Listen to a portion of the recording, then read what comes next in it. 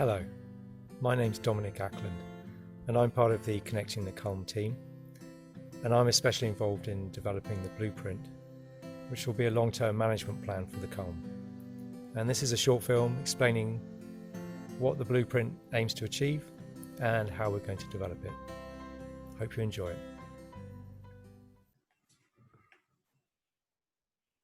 Connecting the Culm is a 3-year project led by the Blackdown Hills Area of Outstanding Natural Beauty Partnership and funded by the EU's 2Cs Interreg programme, Devon County Council, the Environment Agency and others.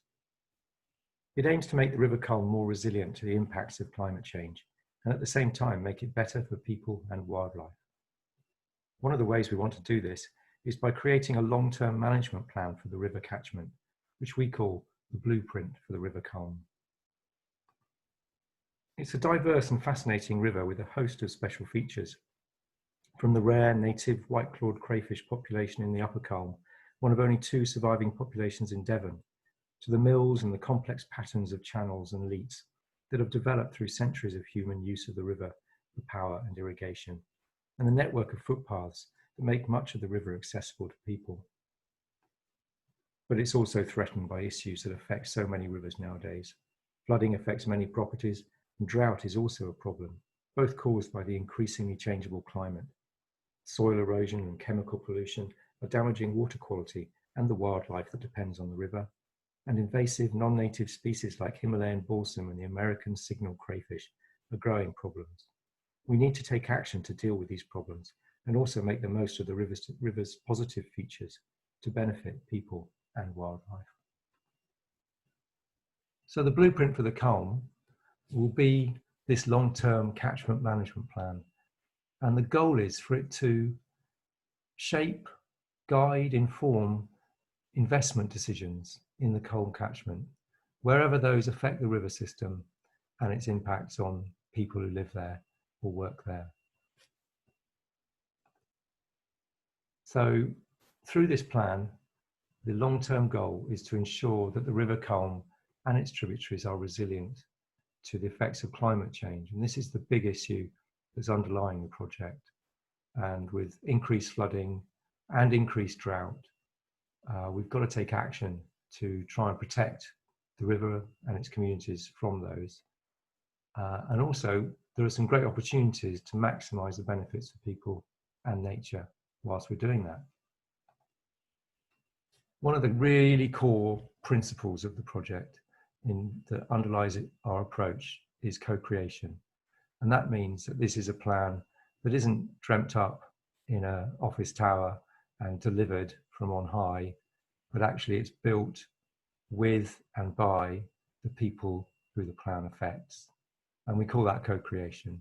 This is actually a picture from the East Devon Catchment Partnership Conference back in 2018, when we did some really good co-creation, bringing people together to map out issues in their river and how it affected them.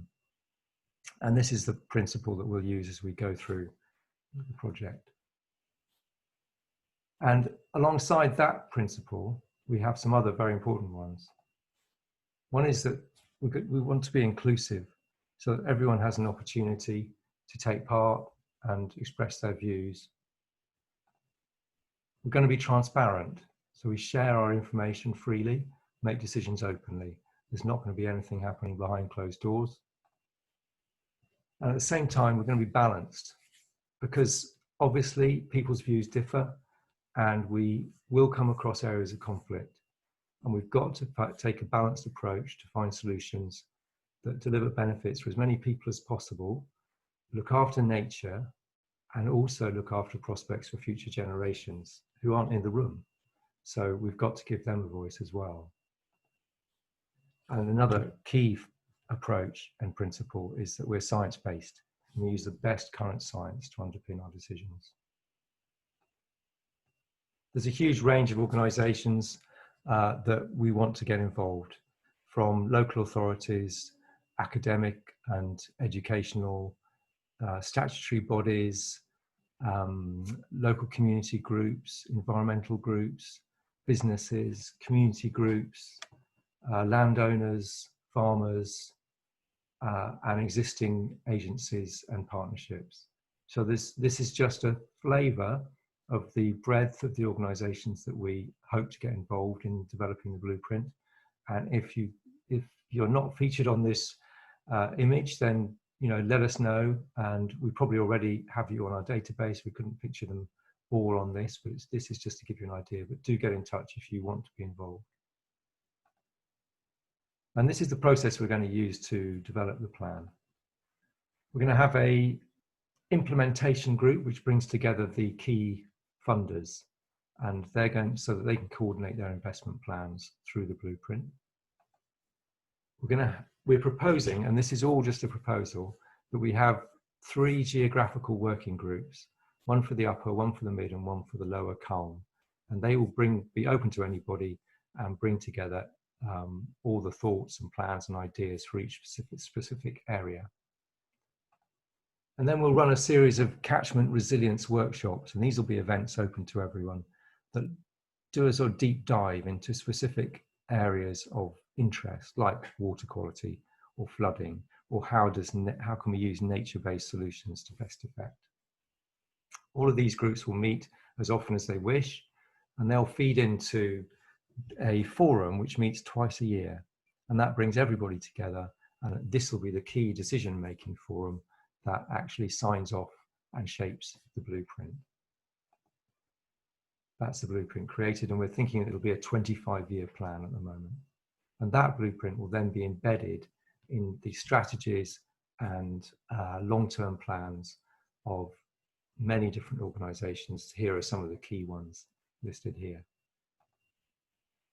The blueprint's building blocks, underpinning it all is an evidence review. That's the science, that's the basis of how the catchment functions today, what we know about the issues.